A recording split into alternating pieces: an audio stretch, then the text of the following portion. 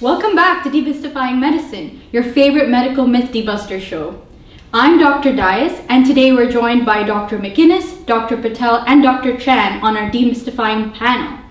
Today our episode is dedicated to questions from the audience. First up, we have Waleed. Hi everyone. Hello Waleed, thank you for joining us today. What is your Demystifying Medicine question?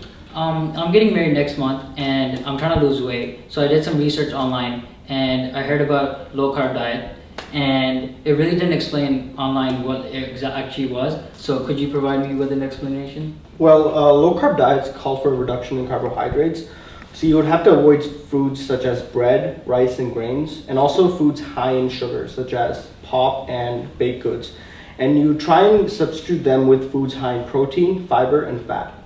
Oh, I see. So you reduce the amount of carbs in your diet. What effect does that have on your body?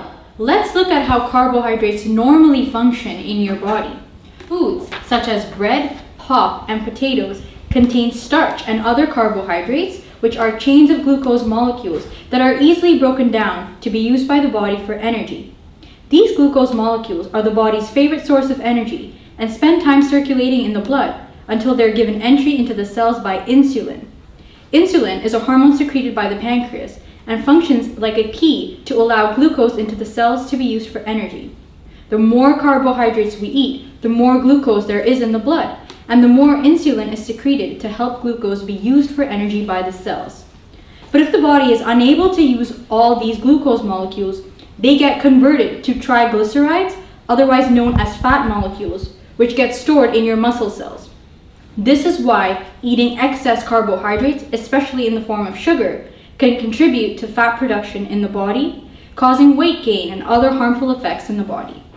Now, when it comes to low carb diets, reducing the amount of starch in the diet results in a decreased amount of glucose in the blood. This tells the pancreas that not a lot of insulin is needed, decreasing blood sugar insulin levels as well. The body is then forced to use its existing energy sources, such as its fat stores, for energy production. These fat molecules can be converted into molecules such as ketone bodies, which are used for energy in the cells through a process known as dietary ketosis. So essentially, low carb diets really cause you to burn fat stores instead of building fat stores. Okay, it's starting to make sense now. How are low carb diets different from low fat diets? Well, a low-fat diet aims to reduce the amount of fat that you intake into within your diet, but doesn't really aim to address the excess carbohydrates in your diet and how those can be converted into fat.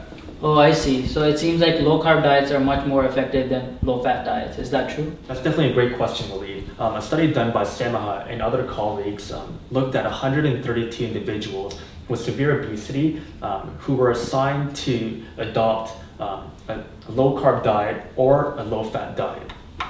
They found that the low carb diet lost on average 5.9 kilograms, whereas in the low fat diet group lost approximately 1.9 kilograms. This shows that the low carb diet group can be more of an effective short-term weight loss strategy. Also another study done on 53 healthy but obese females who were randomly assigned to low fat or low carb diets. Not only did the females in the low carb diet lost significant amounts of weight, but also there were reductions in blood triglycerides, meaning or suggesting improvements in cardiovascular health. That's great. So would you recommend going on a low carb diet? Well, I think before we recommend, it's important to consider the benefits and the risks involved with low-carb diets. One significant benefit is that decreasing carbohydrate intake reduces blood sugar levels, decreases blood pressure, reduces the amount of fat and triglycerides in the blood, as well as boosts the levels of HDL cholesterol, also known as the good cholesterol in the body. Studies show that these effects have proven effective in improving and preventing conditions such as metabolic syndrome, type 2 diabetes, cardiovascular disease, and obesity. Additionally, low-carb diets result in mainly fat loss from the belly area and around the liver, which is known as visceral fat. This loss of visceral fat can actually be very beneficial, as it's the fat that can lead to inflammation and disease. However, there are also some risks and shortcomings that low-carb diets can cause.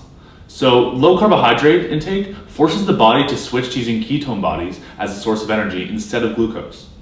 High ketone levels can lead to what is called ketogenic acidosis, when your blood actually increases in acidity and can lead to symptoms such as headaches, fatigue, and nausea.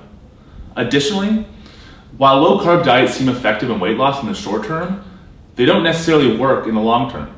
Studies show that when you look at different weight loss strategies over a 2-year period as opposed to only 6 months, the benefits of low carb diets compared to low fat diets seems to disappear. I have a final question.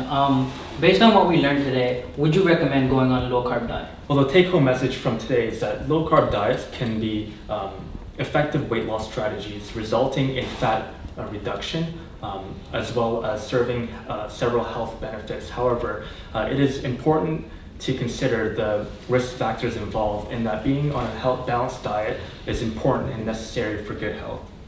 For sure, yes, I totally agree. I think low carb diets can definitely serve as beneficial for a lot of people, but also not as beneficial for others. So I think the most important thing is to make sure that you consult your physician and discussing with your physician, deciding the best path for weight loss that works for you.